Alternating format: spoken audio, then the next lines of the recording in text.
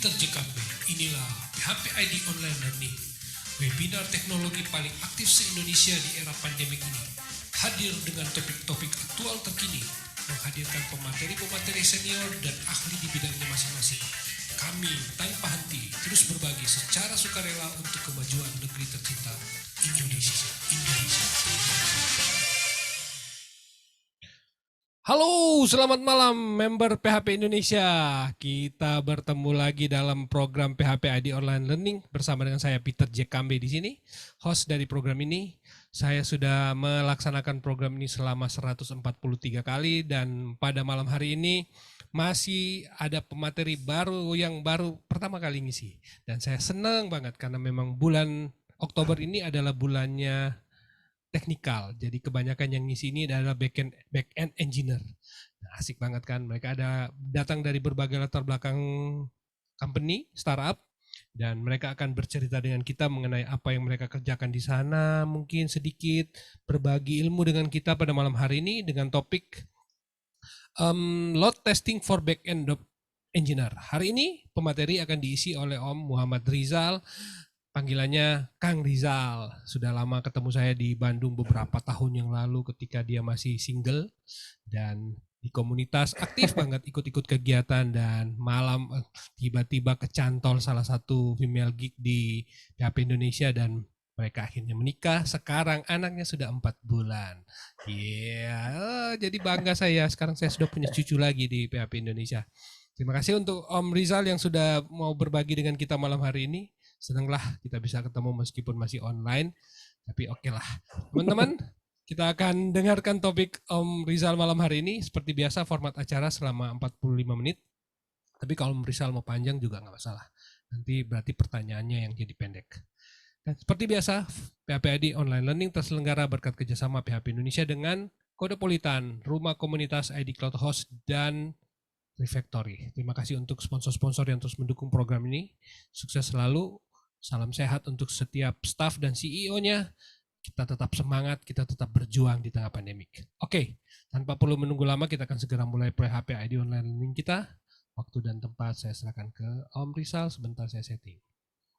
Ini harusnya sudah, Om Rizal sudah bisa text screen, sharing screen.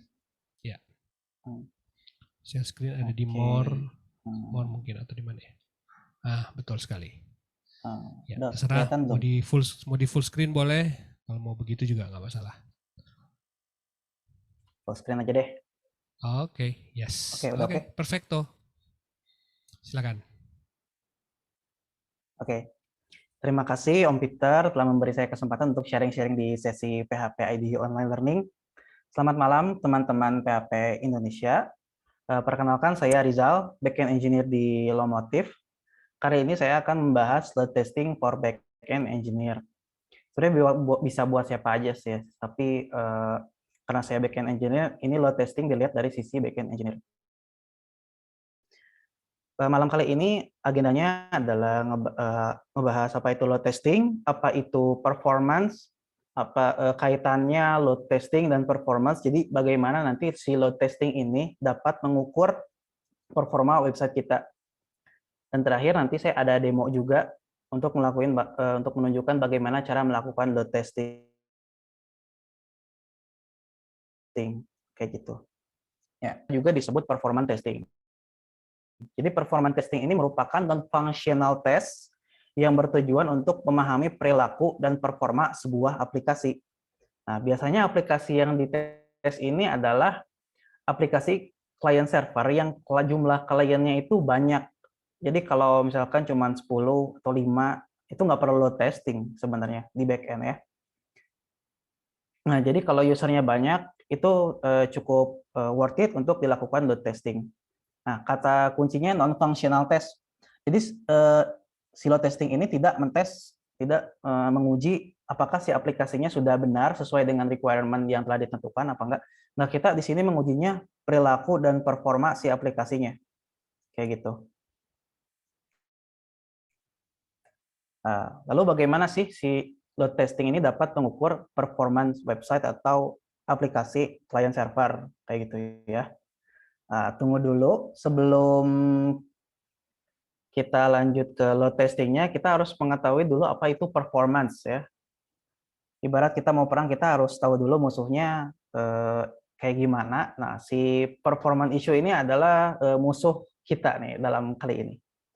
Ya, nah, apa itu performance? Jadi performance itu dapat diartikan sebagai seberapa baik seseorang atau mesin dalam melakukan aktivitas atau pekerjaan tertentu. Nah, dalam konteks ini, si aplikasi yang bakal dites ini nih, si aplikasi yang bakal dites ini seberapa baik, seberapa cepat sih dapat merespon permintaan user dan seberapa banyak dapat menghandle user dalam waktu yang ditentukan, misalkan dalam satu waktu.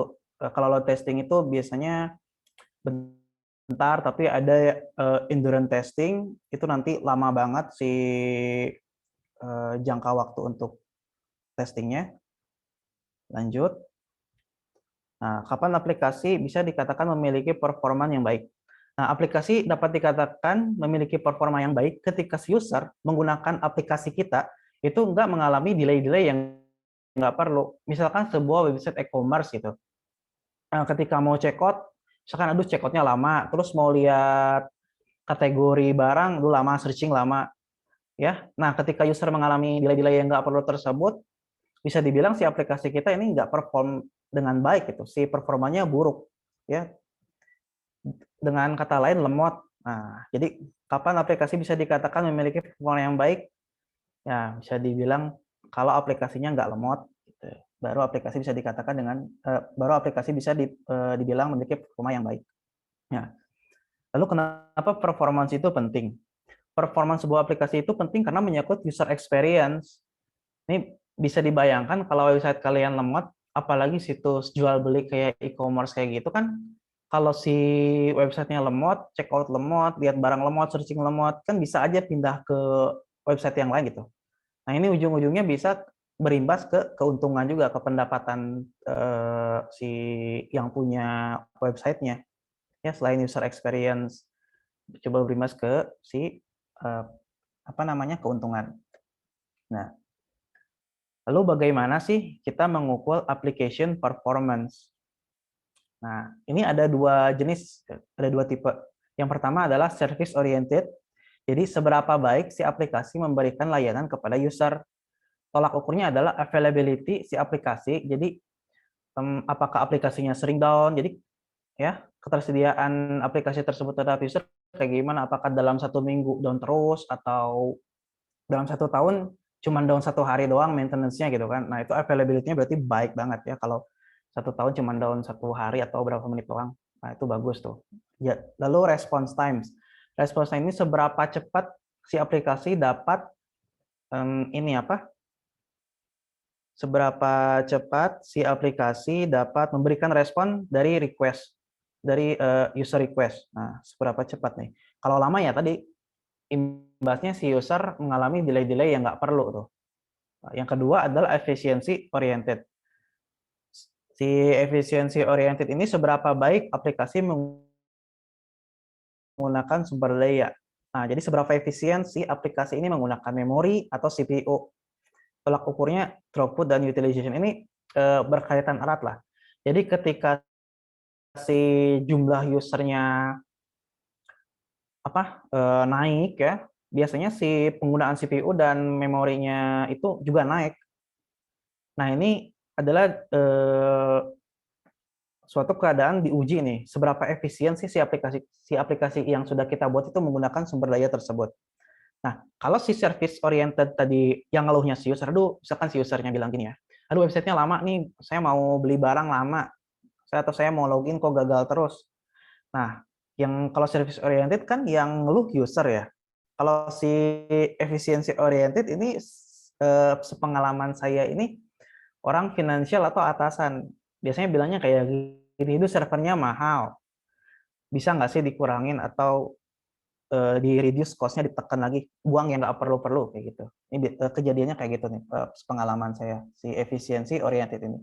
Soalnya user kan nggak tahu kan, nggak mentingin tuh si aplikasi kita apakah mengkonsumsi banyak RAM apa enggak, kan si user nggak peduli ya. Lalu selanjutnya tips menghindari performance issue. Ya tadi performance itu tuh sebenarnya kalau ke user lebih si lemot apa enggak. Nah, si performance issue ini seringkali terjadinya ketika udah di production. Jadi aplikasinya udah naik, nih udah live, udah go live, tapi ketika go live, misalkan ada event tertentu, loh. Nah, seringkali terjadinya di production. Karena kalau di staging atau development ya kan yang user, kalau kan yang akses cuma sedikit ya, cuma beberapa orang doang gitu kan. Tapi kan kalau production itu udah banyak tuh. Pertimbangan performance harus dipikirkan sedini mungkin. Seperti ketika mendesain database, query-nya harus efisien, contohnya mendesain aplikasi. Nah, mendesain aplikasi ini bisa aja menggunakan fitur-fitur yang dimiliki oleh misalkan bahasa pemrograman tertentu.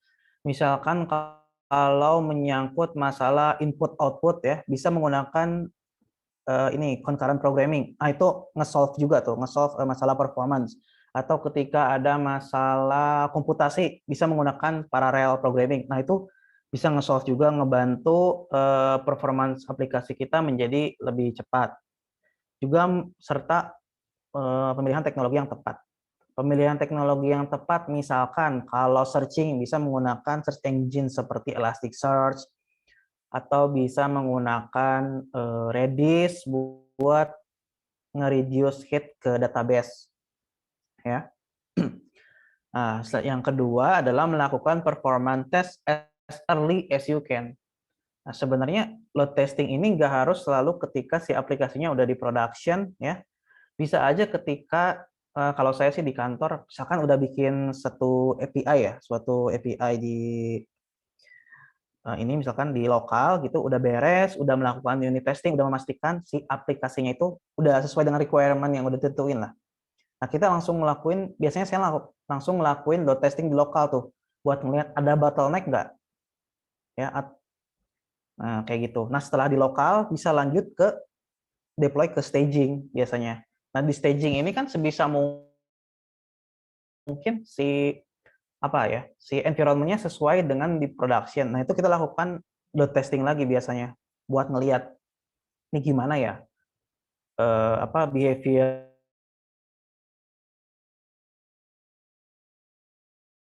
di lokal sama di server internet atau di staging itu biasanya ada delay-nya lebih lama karena lewat internet kan. Kalau di lokal ya udah lokal host doang sih. Nah, tapi biasanya ngelakuinnya di lokal sama di staging. Kalau di production bisa nggak ya? Bisa juga sih di production ngelakuin gitu kan load testing. Tapi biasakan cari jam-jam yang penggunanya dikit. Misalkan jam 12 malam gitu kan, yang user-usernya udah pada nggak aktif. Nah, kayak gitu-gitu. Bisa dilakuin di production juga. Oke, sekarang kita masuk ke jenis-jenis load testing. Sebenarnya load testing ini kan ngehit aplikasi kita dengan banyak user ya, si load testing ini. Nah, ada beberapa jenis. Load testing ini dengan banyak user, kita ngehit misalkan suatu endpoint dengan banyak user dalam rentang waktu tertentu. Kalau si smoke testing ini cuma satu user, ini tujuannya apa sih? Satu user doang dites gitu kan. Ini tujuannya buat lihat best performance-nya kayak gimana si aplikasi kita. Ya. Dan juga mastiin si aplikasi ini stabil. Misalkan kalau ngambil data, pastiin response time-nya 200, kan sesuai standar stabil. Nah, ini yang load testing ini dengan banyak user. Si load testing ini mensimulasikan keadaan load sebenarnya di production. Sebisa mungkin sih si load-nya mirip dengan di production. Misalkan kalau di production ada 100 user yang aktif per menit ngehit si endpoint apa. Nah, ini di load testing bisa di setting usernya 100 atau ya nggak jauh beda lah. Nah, kalau stress testing sama spike testing ini, si use case-nya ini ketika ada event-event tertentu, misalkan kalau e-commerce itu Harbolnas atau 10-10 kayak kemarin. Nah, biasanya event kayak gitu, si usernya ini ya, meningkat drastis gitu. Traffic-nya jadi gede gitu. Nah, di stress testing juga kayak gitu, nanti si jumlah user yang ngakses si aplikasi atau API kita tuh jauh lebih banyak daripada load testing, kayak gitu. Bedanya sama spike testing ini mirip sih sebenarnya. Cuman kalau stress testing itu naiknya bertahap, lebih bertahap. Jadi landai, normal, terus naik banget gitu kan. Nah kalau si spike testing itu dia naik banget gitu loh. Jadi di awal udah gede banget. Nah ini bisa aja ngebikin artificial bottleneck. Jadi bottleneck bohong-bohongan karena bisa aja si aplikasinya belum siap yang spike testing ini. Terus saya jarang lakuin spike testing sih. Biasanya load testing sama stress testing biasanya. Ada juga ini shock atau endurance testing. Ini sebenarnya load testing juga, cuman jangka waktunya lebih lama. Misalkan kalau load testing cuman 5 menit, 10 menit, 15 menit. Ini bisa jam, bisa 3 jam, 5 jam. Ini buat ngelihat aplikasi kita tuh stabil nggak sih dengan load yang sekian tersebut, yang udah ditentuin tersebut, kayak gitu. Nah, ini mengapa kita melakukan load testing pada back-end. Nah, ini bisa dilihat, ini biasanya sih kejadian kayak gini. Di front end itu mau sebanyak apapun usernya, biasanya mungkin nggak, tapi bisa aja saya salah dan nggak selalu kayak gini kejadiannya. Jadi kalau usernya bertambah, respon di front end itu ya sama aja sebenarnya tuh, bisa lihat dari grafiknya. Tapi kalau di back end ini kalau usernya banyak, biasanya si response time-nya jadi naik juga tuh. Jadi makin lama, makin banyak orang yang akses, makin lemot si back end ini. Biasanya kayak gitu. Nah, nanti kelihatan lah kalau di demo itu nanti di monitoring tools-nya kelihatan. Oh iya ya, ketika usernya banyak, si response time-nya makin lama dan kelihatan juga nih yang bottleneck apa di mana di monitoring tools-nya.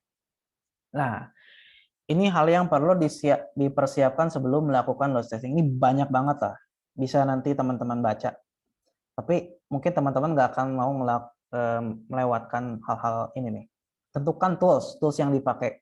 Nah, jadi ngelakuin load testing atau stress testing atau performance testing ini nggak manual 100 orang di kantor gitu nge-hit API bareng-bareng, nggak kayak gitu. Jadi pakai automatic tools buat mengenerate user. Biasanya istilahnya virtual user sih di sini, kayak gitu. Nah, terus set realistic goals. Realistic goal ini lebih gampang buat si aplikasi yang udah di production karena kelihatan gitu kan. Nih usernya yang aktif berapa nih sehari-hari. Kalau lagi ada event tertentu usernya berapa. Ini lebih enak kalau di production goalnya lebih kelihatan lah, lebih jelas lah. Atau misalkan mau ada penambahan kapasitas nih lebih enak kalau si aplikasinya udah ada.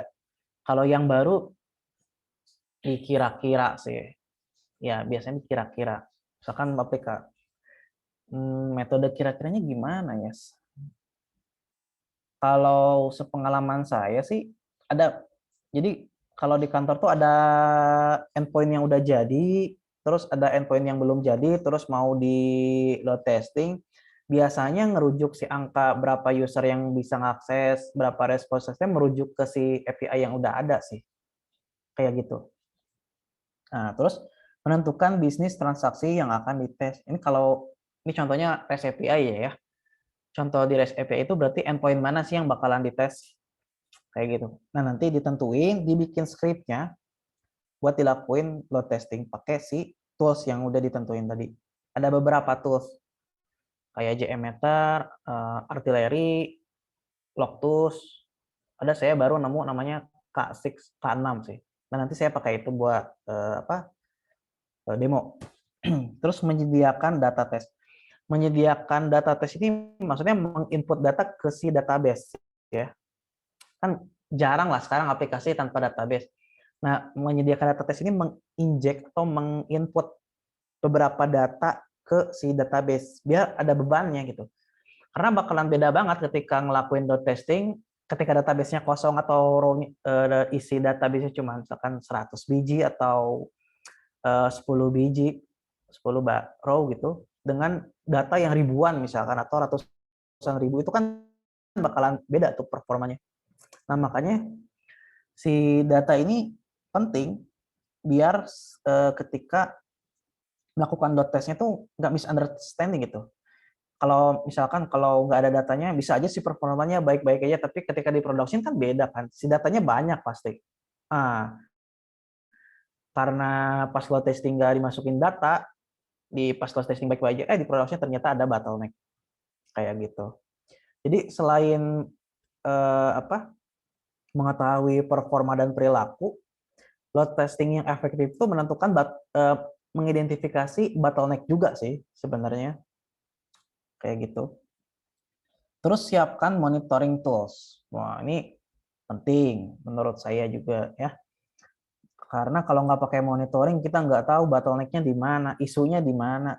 Kan itu yang mau kita perbaiki kalau ada performance issue ya. Ini bisa monitoring si aplikasinya bisa, monitoring infrastrukturnya bisa. Lebih baik dua-duanya sih, biar kelihatan nih. Ya bisa aja kan kalau si response time-nya lama, si resource-nya digedein aja gitu biar cepat. Tapi kan jadinya nggak efisien kayak gitu. Nah, langsung demo sih kita.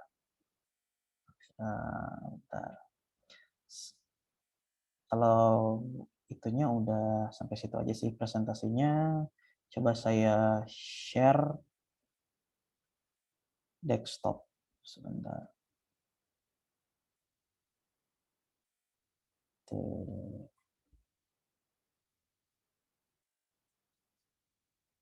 Nah,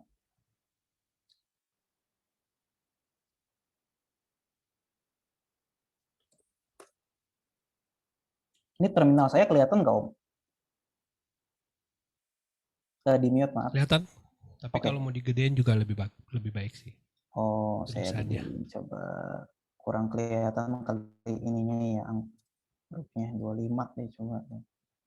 Aman. Ya mungkin kalau ya saya sih monitor gede jadi kelihatan, mungkin bisa sih. Ini udah bisa. Coba kita tambahin lagi di 28. Oke. Oke. Ya. Ya, jadi ini sisi demo. Jadi saya udah nyiapin satu REST API, ya simple REST API, cuman ada dua tabel user sama buku. Ini anggap aja lah online store buku ya. Jadi si user ini bisa sign up, bisa login. Terus kalau yang buku ini bisa input buku, bisa ambil data buku. Tapi saya nggak bakalan ngedemoin ngetes semuanya. Saya bakal apa ngetesting buat ambil data buku aja, load testing dan stress testing itu kayak gimana. Nah, untuk toolsnya saya pakai K6, K6 nih, si load testing toolsnya ya. Saya kasih lihat dulu script untuk load testingnya. Ini si scriptnya JavaScript, cuman si tools ini dibuat pakai bahasa Go. Ini keren sih. By the way, saya bukan JavaScript programmer, jadi mohon maaf kalau codingannya jelek nih. Ya.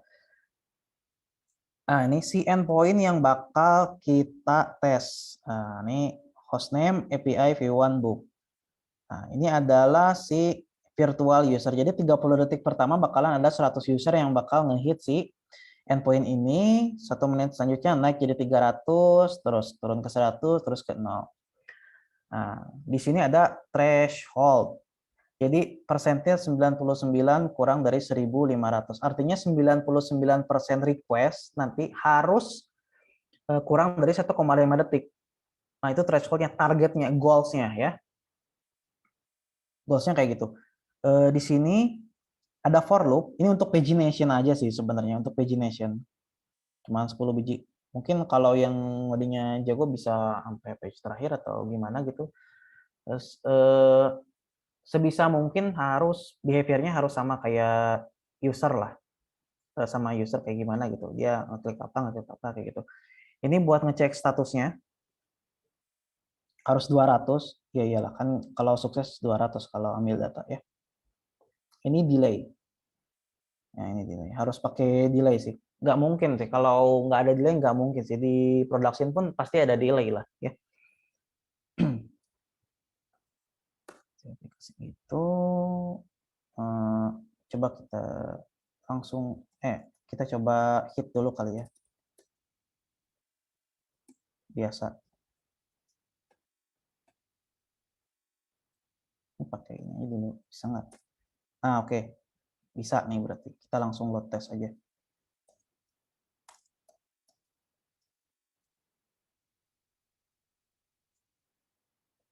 juga portnya.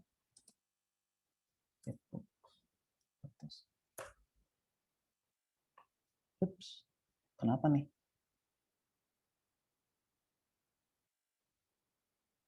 Request fail. Oh iya, saya lupa nambahin HTTP. Protokolnya nggak ada. Nah, ini tunggu aja sih. Emang membosankan emang load testing ini. Ini target usernya kan segini ya tadi. Gitu. Oh ya, ini untuk monitoring si aplikasinya. Si aplikasinya sendiri saya pakai Elastic APM. Ini buat nge-trace isunya bakalan ada di mana. Bisa nunjukin response times-nya berapa juga dengan lebih terperinci daripada cuman dari hasil load test-nya ya. Dari awal dulu bentar. Service. Nih, jadi API ini adalah nama API nama aplikasinya. Environment Development, agennya Go. Jadi bahasa yang digunakan si aplikasi yang saya tes ini adalah Golang. Oke. Masuk sini. Nah, ini karena sedang berlangsung aja jadi ada grafik-grafik kayak gini.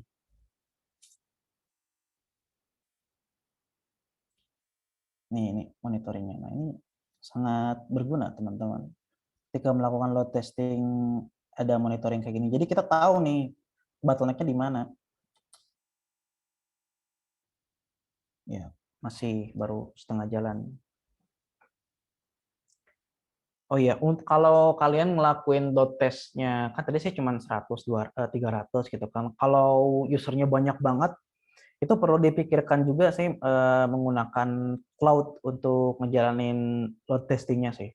Atau kalau kalian punya laptop yang CPU-nya bagus, misalkan kayak M1 tuh, nah itu bisa juga dipakai tuh. Cuman karena laptop saya terbatas si CPU-nya, jadi ya terbatas juga sih jumlah virtual user yang bisa dibuatnya. Nanti bahkan ketika stress test ada error apalah dari si kliennya. Ya, masih berlangsung. Tesnya. Nah, ini udah kelihatan. Ya, di sini bisa kelihatan lah apa aja yang paling banyak memakan waktu ya. Bisa kelihatan dari sini. Udah pasti Postgres itu, si database-nya. Nah, ini transaction duration-nya. Average saat ini 1,6 detik. Nah, 95 persentilnya 8,3.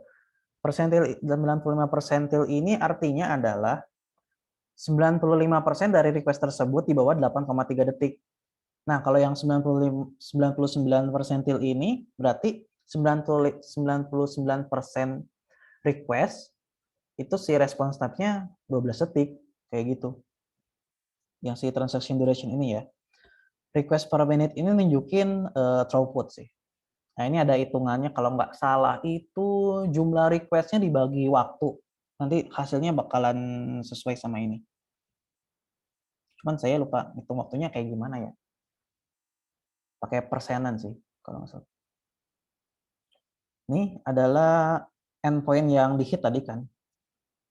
Nah, ini sudah beres load testingnya. Kita balik dulu ke load testing ya. Jadi cek 100% sukses load testingnya. Jadi nggak ada si request yang gagal. Jadi statusnya 200 semua. Tapi si goalnya nggak terpenuhi itu karena si average-nya cuma average-nya 1,9 detik, terus persentasenya ini 6,9, jauh banget ya. Tadi kan pengennya 1,5 lah, kayak gitu. Nah, nggak ada yang gagal. Jadi jumlah request yang terkirim load testing segini 141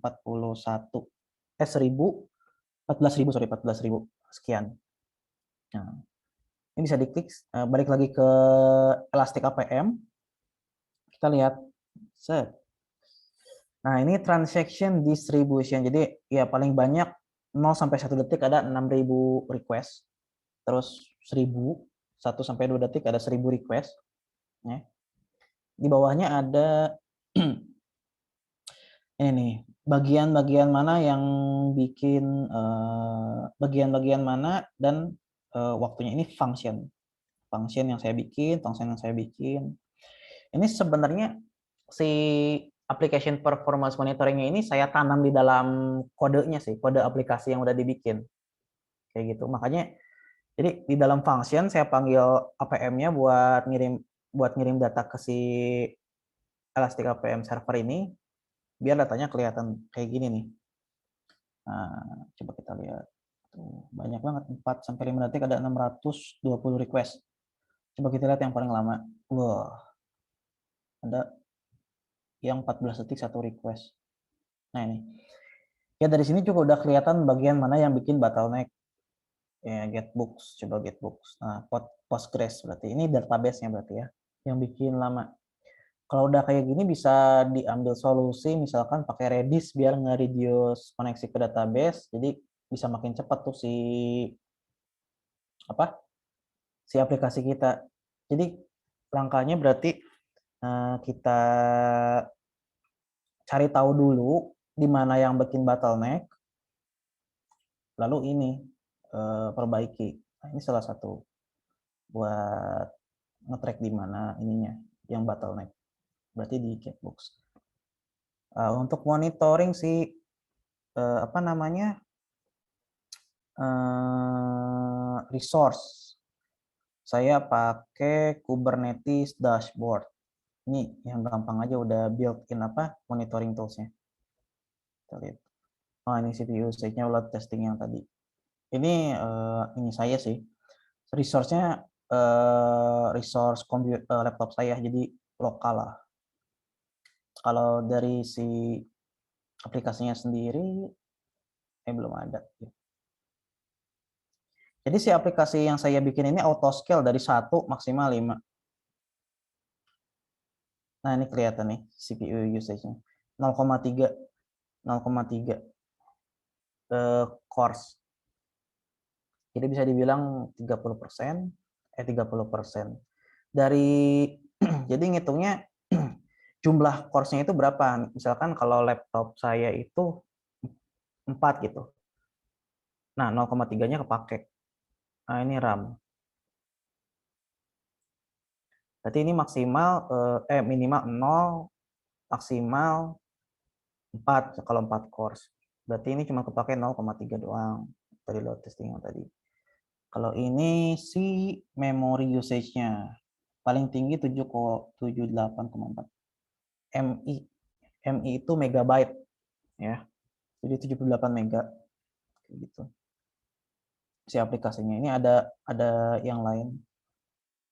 Tapi yang difokuskan ya si aplikasinya sendiri. Yang ini belum ada datanya karena sekiranya ketika si trafficnya tinggi aja baru dia bikin 5 biji aplikasi. Kalau nggak mah cuma 1. Nah, ini load testing yang tadi. Ini sebenarnya harusnya dicatat sih nanti si response time-nya berapa segala macam. Ini dicatat, dilaporin ke atasan kayak gitu.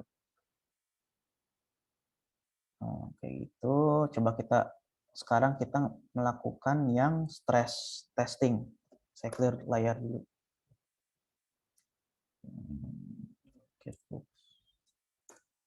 Ya, sebenarnya scriptnya sama sih, cuman yang bedain di sininya aja. Dia lebih banyak. Kalau tadi kan cuman 300 ya. Kalau ini 1200. Bisa lebih gede lagi sih tergantung. Tergantung ininya goalnya kayak gimana. Kayak gitu. Oh iya. Nentuin seberapa banyak kelipatan dari load testing sama stress testing ini sebenarnya harusnya kita load testing dulu sampai sampai benar-benar mentok lah ya. Nah, baru stress testing yang jauh lebih banyak si usernya. Jadi tujuannya si stress testing ini sebenarnya si aplikasinya sampai crash, sampai mana sih si batas si aplikasi kita bisa nge-handle nih. Harusnya kayak gitu sih. Cuman ya yang saya bilang tadi karena keterbatasan resource yang ada sih cuman bisa segini. Ini mudah-mudahan nggak ngehang karena sambil zoom. Kita coba kan ini aja. Nah, kita coba tunggu balik ke monitoring. Ini udah langsung. Kita bisa atur waktunya juga. Misalkan berapa ya? 20 menit yang lalu deh. Nah, ini bekas yang tadi lo testing nih. Nanti kita atur waktunya lagi biar ngebacanya lebih enak. Tapi sementara kita tunggu proses stress testing ini.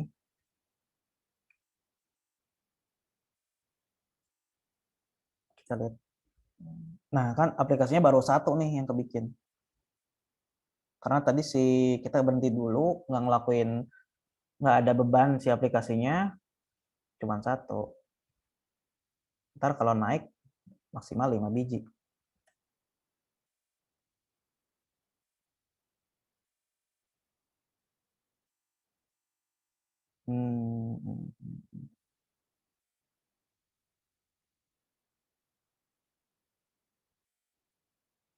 Ya, kita tunggu aja, sabar. Orang sabar dapat permen, kata Om Peter. Nah, ini si aplikasinya baru scale up. Jadi si infrastrukturnya juga harus siap ya. Yang kayak gini-gini nih biar ngehandle traffic yang gede. Saya cuma 5 si aplikasinya. Bisa aja nanti yang eh, scale up bukan si aplikasinya lagi, bahkan si servernya ikutan ini nambah sendiri.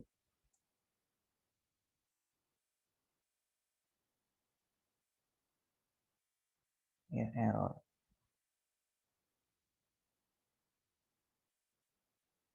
Ini harusnya nggak restart sini.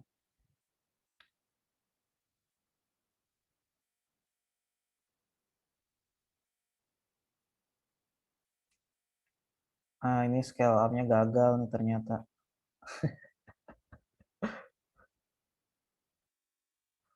Dan silo testingnya udah mau beres.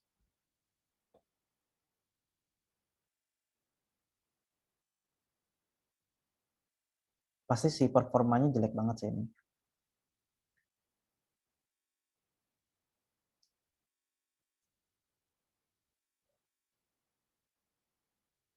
Ada 2 yang running sekarang.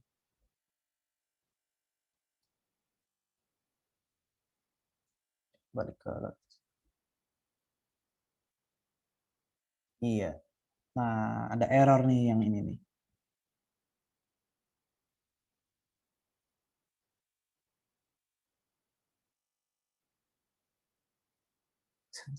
Si aplikasinya baru running 4 biji sekarang. Akhirnya running 4 biji. Nah, ada 7% yang gagal.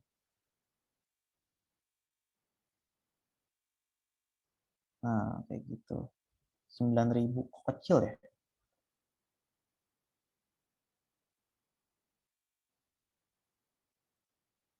Kenapa jumlahnya lebih sedikit? Oh, ini kenapa jumlahnya lebih sedikit? Karena lihat average-nya aja 10. Nah, ini berarti jelek banget berarti si aplikasi yang sudah saya buat ya. Dan si ininya nggak apa? Si aplikasinya nggak scale up dengan sempurna juga. Cuman pas akhir-akhir aja nih scale up. Benar. Nah, ini kenapa jumlahnya lebih kecil di sini? Karena ya lihat nih, ininya aja lebih lama. Pantes lah. Nah, kita lihat. Lebih dekat. Nah, ini. Langsung naik. Mungkin saya harus perbaiki script testingnya kali biar nggak langsung naik kayak gini. Ada error. Yang merah ini error nih. Ini average-nya 77 detik. Ya. yang kayak tadi sih. 0,5 menit. Jelek banget sih ini aplikasinya. Ketika ada beban yang banyak banget. Transaction duration distribution. Kita lihat nih bottleneck-nya di mana sih? Ya, di get books function 30 detik, lama banget. Postgres. 1 menit, nge-query 1 menit. Ini bisa dilihat juga errornya, kan tadi ada error nih yang merah-merah. Di sini ada juga transaction error. Ini errornya nih too many client already. Kalau Postgres itu kalau nggak salah defaultnya 100 connection. Nah ini saya up ke 250 connection. Kayak gitu. Coba kita lihat si resource-nya.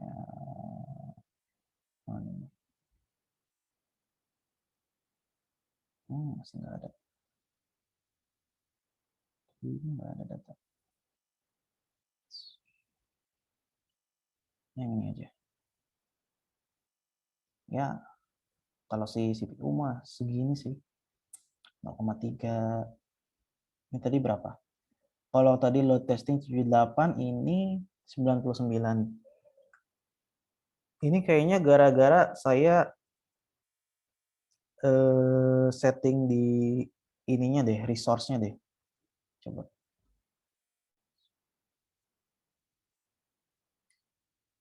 Iya, maksimal cuma sampai 100 mega sih. Ya wajar kepakainya cuma segitu. Di sini wajar cuma segini ya, karena maksimalnya emang 100 MB. Kayak gitu.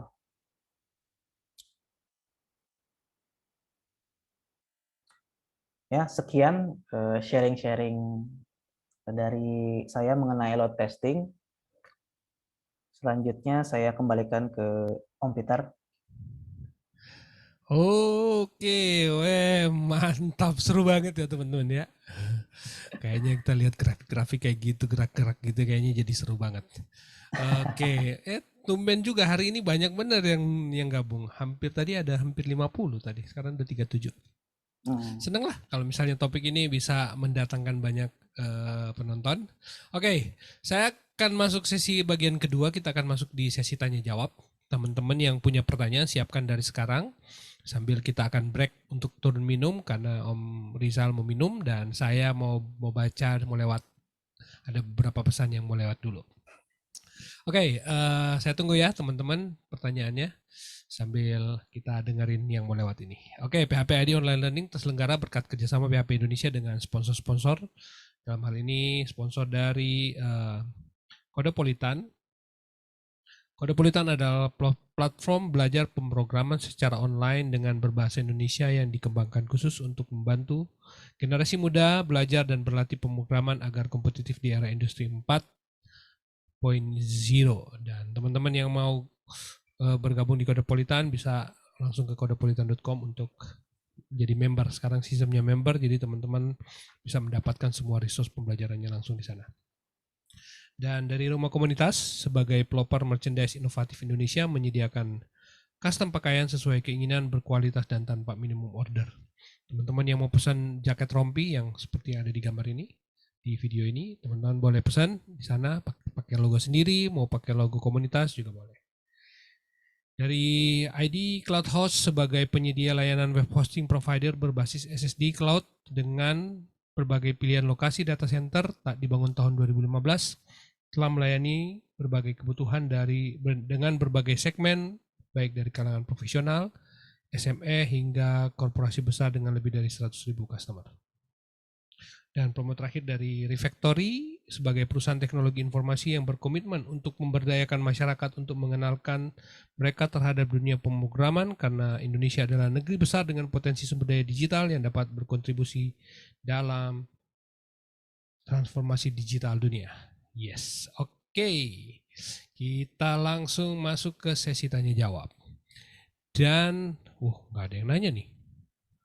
Ayo, ada 30, nggak ada yang mau nanya nih. Ini seru nih topik nih. Saya kalau lihat grafik-grafik begitu tuh matanya bintang-bintang terus. Wah, jadi ada bintang-bintangnya. Kalau visualisasi kayak gitu bintang itu matanya ting ting ting berbinar-binar. Oke, topiknya menarik banget tuh. Berarti oh sudah ada nih yang nanya nih dari Imron. Selamat malam Mas Rizal, izin bertanya, untuk kecepatan membaca data lebih baik NoSQL atau SQL ya?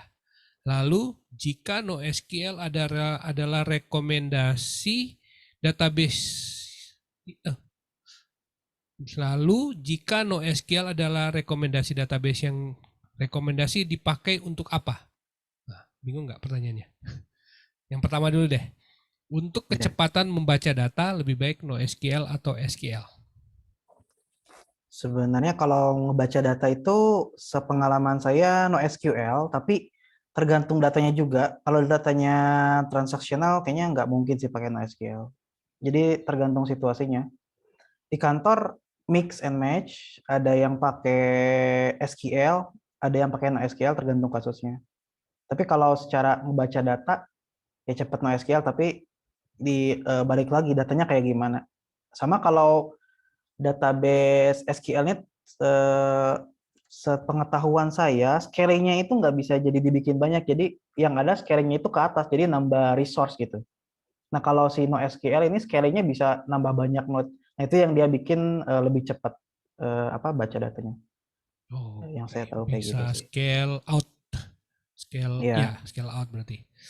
Oke, berarti sekarang pertanyaan kedua, kalau NoSQL rekomendasinya mau pakai NoSQL yang mana? Itu mungkin pertanyaan yang kedua. Ini tergantung datanya juga nih. Kalau data teks kayak gitu, unstructured bisa pakai MongoDB. Tapi kalau yang kolumnar bisa pakai Cassandra, bisa juga. Nah, ini tergantung tergantung datanya juga sih. Jadi yang terpenting itu datanya dulu kayak gimana, baru dipilih database-nya. Kayak gitu. Ini banyak banyak faktor lah buat nentuin database. Yes. Nah, banyak nih yang bertanya nih. Yang kedua dari Oktalim. Izin bertanya, bagaimana hasil load testing yang sudah dilakukan berkontribusi dalam menentukan capacity planning? Capacity planning. Biasanya dari sininya sih, dari bentar, saya share screen lagi. Whiteboard. Mana sih?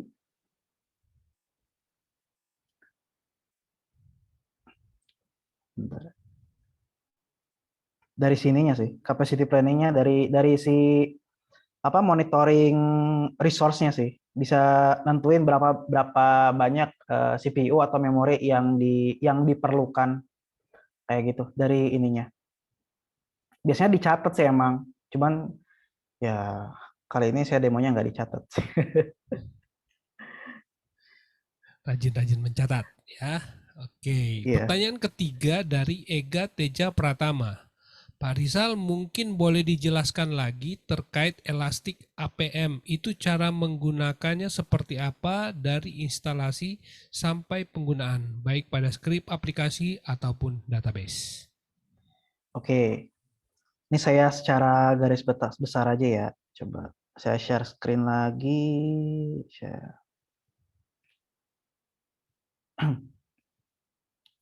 Jadi si ini itu saya nginstalnya gampangnya pakai Docker sih, pakai Docker Compose.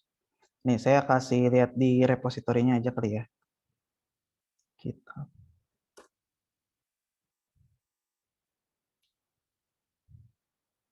Ya, lemot lagi. Oh, enggak nih.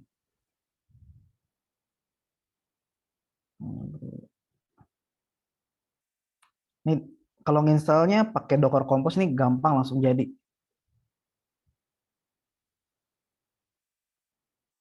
Nah, nih. APM Server, Elasticsearch, Mana tuh? Kibana. Screen-nya salah nggak?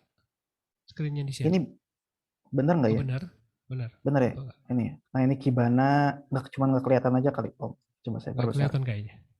Nah, ini kelihatan nggak, Om? Yang di screen, yang sekarang kelihatan ini yang layar putih, yang ada tulisan data CACRT 57 namespace 20 token.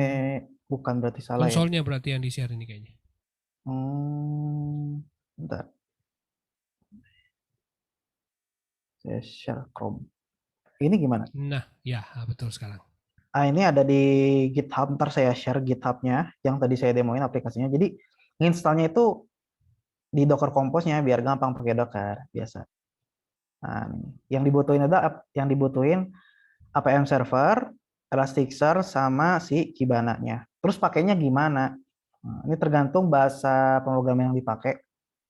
Saya pakai Go. Coba di database ini. Ini ditanam di code-nya, benar-benar ditanam. Jadi,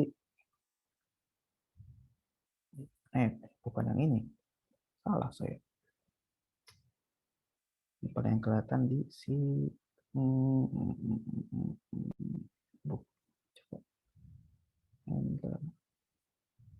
nah, ini di masing-masing endpoint-nya nih. Cek query bentar, mana ya? Kok saya lupa? Oh, enggak. Di awal sini pakainya. Saya yang bikin, saya yang lupa. Nah, ini saya pakai micro framework Fiber namanya. Jadi di awal udah diituin. APM Fiber jadiin middleware. Nah, di sini satu pakai. Terus kalau yang tadi ada custom label gitu ada di models, nggak di service. Nih, kan tadi ada tuh di Elastic APM-nya ya. Misalkan di ini get books, function get books nih. Ini di sini ditaruhnya. Ini tergantung bahasa pemrograman yang dipakai sih. Nah, gitu sih Om paling. Ditanam di code. Oke, mudah-mudahan menjawab ya Mas Ega Teja. Dan pertanyaan berikut dari Yoke Dwi Martianda. Kira-kira berapa respon time yang bisa dikatakan bahwa aplikasi tersebut baik? 3 detik kah? 5 detik kah? Tergantung aplikasi apa sih. Misalkan kalau website, ya 1 detik bagus sih si response time-nya. Itu kalau di internet ya, kalau udah ditaruh di hosting ya. Jadi si user nggak ngalamin delay-delay yang nggak perlu tuh. 1 detik bagus. 3 detik ya masih bisa. Mungkin kalau 5 detik kayaknya user udah ngerasa nih aplikasinya lemot nih, malas dipakai gitu. Gitu sih Om. Oke. 1 detik Mas Yoke. Makanya kata Om Rizal beli M1 gitu sekalian biar kenceng. Oke, masih dari Yoke juga nanya, Isin nanya lagi. Apakah memungkinkan untuk melakukan tes untuk satu halaman di sebuah aplikasi?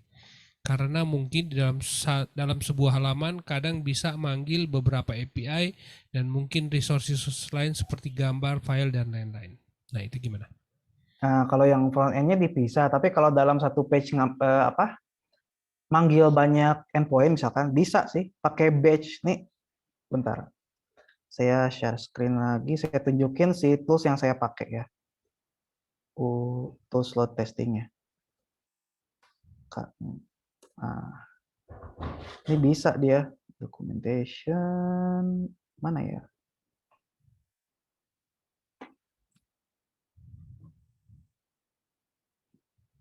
Nah, ini dia manggil endpoint 2 biji langsung sekaligus.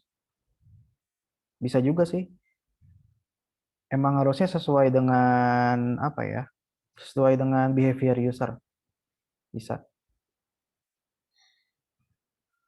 Tergantung toolsnya juga yang dipakai apaan. Kebetulan tools yang saya pakai ini support buat multiple endpoint kayak gini. Gitu sih Om. Mantap jawabannya. Oke, pertanyaan terakhir dari Brockless. Izin bertanya sedikit melenceng. Jadi untuk automatic testing fungsional dari sisi front, tools apa yang bisa direkomendasikan? Front end nggak tahu. Nggak Beneran nggak tahu. tahu. Nah itu mesti tanyanya sama Om Irfan Maulana tuh. Tanya sama Om Irfan. Om Irfan itu spesialisnya front end. Atau Mas Zamudin. Nah itu juga bisa. Untuk tanya-tanya tools terkait front end. Karena kita orang back end gitu. Om Nggak Rizal pernah orang back pegang. end. Yes. Sorry ya Mas Brokles jadi nggak kejawab sama Om Rizal. Oke, masih ditunggu pertanyaan. Kalau memang sudah nggak ada, kita akan terakhir nih, karena seru banget nih. Boleh cerita sedikit nggak, Om Rizal, mengenai perusahaan tempat bekerja sekarang seperti apa? Mungkin kan mereka penasaran, sampai apa sih perusahaannya sampai butuh gini-ginian gitu. Mungkin perlu mereka pengen dengar. Ya, ini video editor, tapi kita lebih itunya ke komunitas ya, karena ada fitur kayak channel di YouTube gitu. Jadi orang-orang yang interestnya sama bisa join ke ada suatu wadah gitu di aplikasinya namanya channel, bisa join ke situ. Bisa buat misalkan yang suka animal ada wadah buat bagi-bagi video tentang animal kayak kucing kayak gitu. Lebih ke komunitas kayak gitu sih. Ada juga buat streaming ada juga fitur-fitur kayak gitu. Dia mirip-mirip TikTok lah. Cuman usernya itu kebanyakan nggak di Indonesia sih. Jadi user targetnya itu Brazil, India, Rusia, sama Amerika. Jadi ya Oke. wajar lah kalau orang Indonesia nggak tahu lo motif apaan. Ya wajar lah karena dari demografi usernya Indonesia tuh nggak ada, bahkan dikit lah. Oh, oke. Berarti ini startup luar negeri dong, bukan startup lokal? Iya ini di Singapura base-nya, Oh, di headquarter-nya. Singapura. Oke, pantas. Pertanyaan terakhir dari Ega Teja Pratama. Saran dong Mas Rizal, ini saya punya aplikasi transaksi sama seperti yang dijelaskan. Tren aplikasinya itu ada di beberapa event. Jadi ketika event 10-10, ya maksudnya Mm-mm. hari ini bisa kayak gini. Misalnya tren usernya mulai banyak transaksi. Nah, jadi ada beberapa kategori produk. Oh, panjang juga pertanyaannya. Ya, nah, jadi ada beberapa kategori produk. Jadi ketika ada masalah di satu kategori produk, pasti produk lainnya berimbas juga untuk mengalami gangguan. Nah, itu. Jadi dia mau pertanyaannya berarti dia dijelaskan ya. Transaksi yang seperti dijelaskan, berarti pertanyaannya yang mana nih? Saya copy paste aja deh supaya Om Rizal bisa baca dan untuk memahami pertanyaannya. Oke. Di chatting, oke. Oke, salah.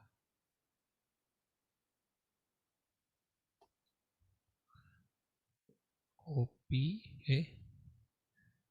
Oh, saran maksudnya. Minta saran, dia minta saran sih. Nge-handle buat yang tadi ya. Iya kayaknya. Kategori. Saya nggak tahu sih. Tapi bisa Ya. coba, mungkin aplikasinya monolitik apa microservice ya. Kalau masih monolitik bisa, ini yang bottleneck-nya dicari tahu dulu nih yang mana, bottleneck-nya dicari tahu dulu yang bagian mana. Terus habis itu bisa dibikin aplikasi terpisah. Jadi nanti kalau ada yang ngehit endpoint tersebut, bisa dialihkan ke aplikasi yang baru tersebut. Nah, si aplikasi yang baru tersebut ini kan kecil ya. Ini bisa dibikin auto scale tuh. Jadi kalau ada bottleneck misalkan tadi kalau CPU-nya udah 80%, si aplikasinya makin banyak, jadi nggak bikin bottleneck. Jadi dan nggak ngeganggu si aplikasi yang utama. Ini sama banget kayak yang di perusahaan yang sekarang di dulu. Jadi ada satu resipi yang gede, terus akhirnya dipecah-pecah tuh karena lemot.